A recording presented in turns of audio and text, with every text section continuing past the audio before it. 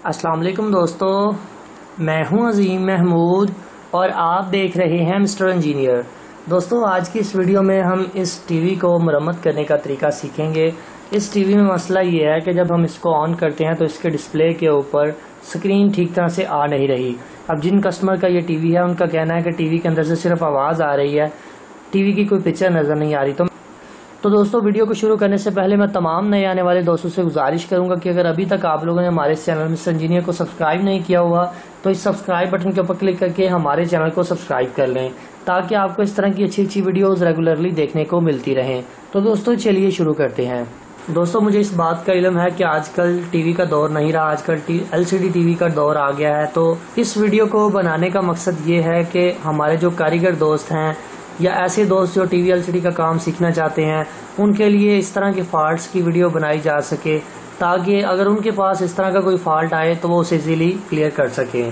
सो अगर आप लोग टीवी के काम में इंटरेस्टेड हैं तो इस वीडियो को लास्ट तक ज़रूर देखिएगा, और अगर आप इंटरेस्टेड नहीं हैं तो आप वीडियो को यहीं पर ही छोड़ सकते हैं। जी तो दोस्तों, अभी मैं आपके सामने इस टीवी को ऑन करता हूँ। ठीक है, इसकी ये वाली रेड कलर वाली LED जो है वो ग्लो हो चुकी है, और थोड़ा सा वेट कर लेते हैं और चेक करते हैं कि इसे क्या मसला है कि इसके डिस्प्ले के ऊपर क्यों चीज़ें नहीं आ रही। आप लोग यहाँ पर देख सकते हैं कि इसके डिस्प्ले के ऊपर वर्टिकल लाइन आ रही है, मतलब ऊपर से नीचे लाइन आ रही है। अभी इस टीवी को खोलने से पहले मुझे ये डिसाइड करना है कि मुझे कौन से सेक्शन में जाना होगा, कौन सा सेक्शन चेक करना होगा कि किस सेक्शन के अंदर ये फॉल्ट आया है। आप लोग यहाँ पर देख सकते हैं ऊपर से नीचे की अगर लाइन आती है तो इसका मतलब ये है कि वर्टिकल का सेक्शन ठीक है, वर्टिकल का सेक्शन काम कर रहा है। क्योंकि ये साइडों के ऊपर चौड़ाई में तस्वीर नहीं खुल रही, इसलिए ये हॉरिजॉन्टल सेक्शन का मसला है।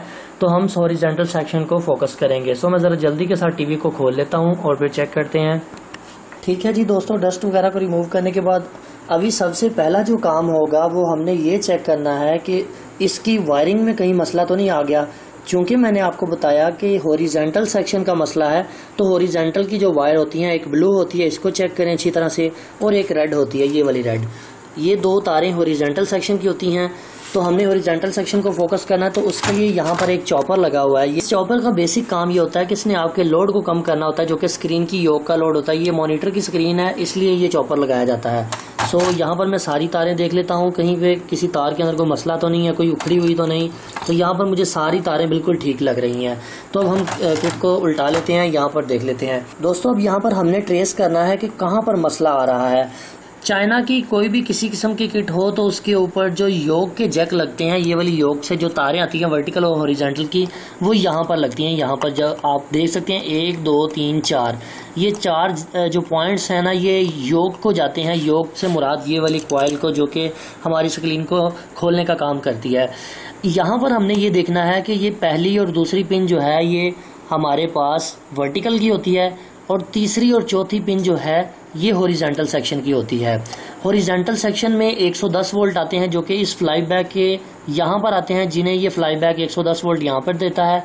यहाँ से होते हुए सीधा आउटपुट के ट्रांसफर के ऊपर आते हैं। अब यहाँ पर मैं देख सकता हूँ कि एक जो ये वाली पिन है हमारी हॉरिजॉन्टल सेक्शन की, एक तो इसके साथ डायरेक्टली कनेक्ट है, इसका मतलब इसमें तो फॉल्ट आ नहीं सकता।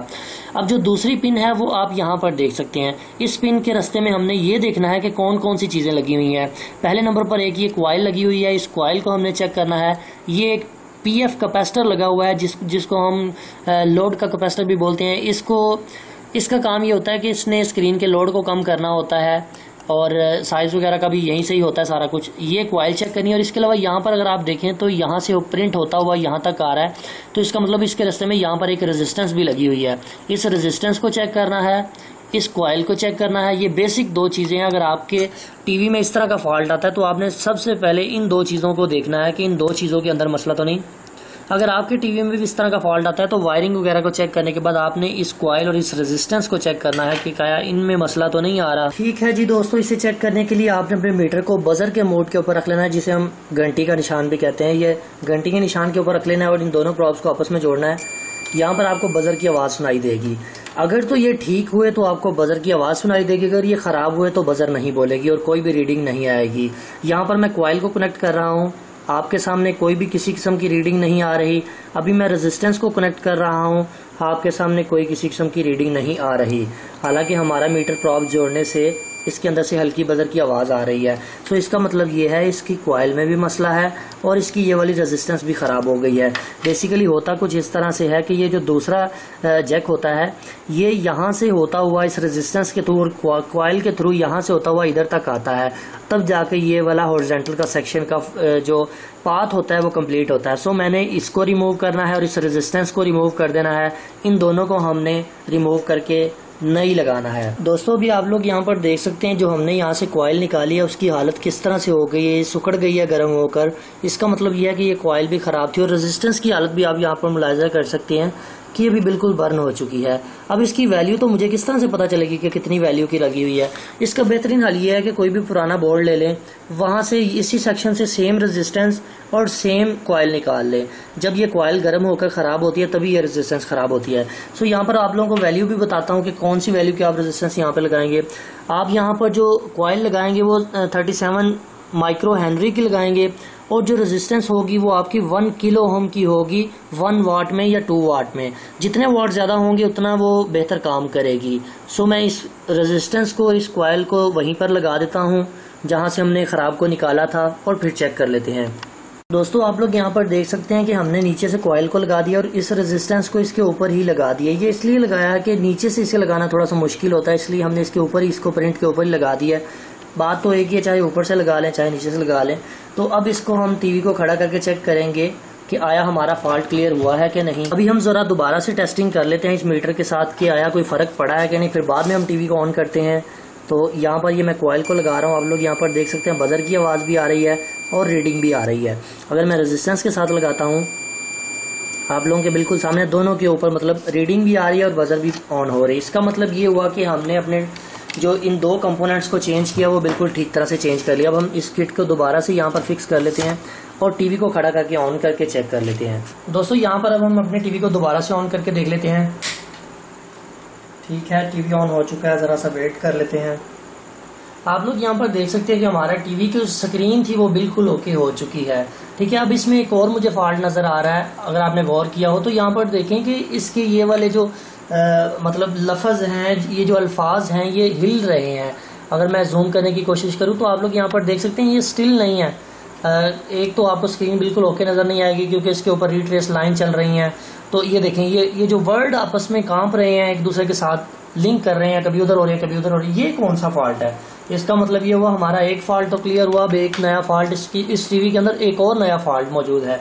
सो उसको किस तरह से क्लियर किया जाता है, फिर दोबारा से टीवी को उल्टा कर लेते हैं। दोस्तों अभी इस दूसरे फॉल्ट को क्लियर करने से पहले हमने ये देखना है कि ये किस सेक्शन का फॉल्ट है। ये मेन आईसी के सेक्शन का फॉल्ट होता है। ये जो अगर वर्ड कांप रहे हैं ना, तो ये मेन सेक्शन की लूजिंग हो सकती है, मेन आईसी की लूजिंग हो सकती है। अगर मैं आपको यहाँ पर जूम करके दिखाऊं तो आप लोग यहाँ पर अगर गौर करें तो ये देखिए ये लूजिंग है इसके अंदर, ये वाली ये पिन है ठीक तरह से कनेक्ट नहीं है इसके साथ। क्योंकि आईसी चलने के बाद गर्म होता है तो इसकी वजह से ये ऐसा मसला आ जाता है। तो मुझे इस सभी आईसी की पूरी पिनों को सोल्ड करना है और दूसरे नंबर पर मुझे ये भी चेक करना है कि ये वाला जो क्रिस्टल लगा होता है आईसी की पहली और तीसरी पिन के साथ जो कनेक्ट होता है रेजिस्टेंस के थ्रू, मुझे इसको भी चेंज करना है क्योंकि ये क्रिस्टल अपनी फ्रिक्वेंसी चेंज कर गया है जिसकी वजह से ये मसला आ रहा है। ये क्रिस्टल चेंज कर दूंगा और सभी पॉइंट्स को हमने सोल्ड कर देना है और फिर देखते हैं। दोस्तों आप लोग यहाँ पर देख सकते हैं कि हमने ये जो क्रिस्टल है ये नया लगा दिया है इसके ऊपर यहाँ पर, और आईसी की सभी सोल्डिंग को अच्छी तरह से कर दिया। एक चीज़ का ख्याल रखें, जब भी आईसी को सोल्ड करें तो ये चीज़ ज़रूर देख लें कि ये आईसी के जो कनेक्शन है ये आपस में एक दूसरे के साथ लिंक नहीं होने चाहिए। मतलब कहने का ये है कि एक दूसरे के साथ टच नहीं होने चाहिए। अगर इनमें से कोई भी एक आधा एक दूसरे के साथ टच हो गया तो आपकी किट ठीक तरह से परफॉर्म नहीं कर पाएगी। सो दोस्तों अब टीवी को दोबारा से सीधा कर लेते हैं और देखते हैं कि क्या हमारा मसला हल हुआ है कि नहीं। सो दोस्तों भी आप लोग यहाँ पर देख सकते हैं कि ये जो लफ्ज़ हिल रहे थे, मतलब डांस कर रहे थे, ये बिल्कुल ओके हो चुके हैं। आप लोगों के बिल्कुल सामने हमारा दूसरा फॉल्ट भी बिल्कुल ठीक तरह से क्लियर हो चुका है। अभी इसकी स्क्रीन जो है वो बिल्कुल आपको ठीक तरह से नज़र नहीं आएगी। उसकी वजह ये है कि टीवी स्क्रीन के अंदर रिट्रेस लाइनें होती हैं जिसकी वजह से ये कैमरे के ऊपर बिल्कुल अच्छी तरह से नज़र नहीं आती। सो फाइनली दोस्तों आज की वीडियो यहीं तक की उम्मीद करते हैं कि आपको पसंद आई है। अगर आप लोगों को आज की वीडियो पसंद आई है तो काइंडली वीडियो को लाइक ज़रूर कर दीजिएगा और अपने दोस्तों के साथ शेयर कर दीजिएगा। अपना बहुत सा ख्याल रखिएगा, अपनी दुआ में याद रखिएगा। अल्लाह हाफिज़।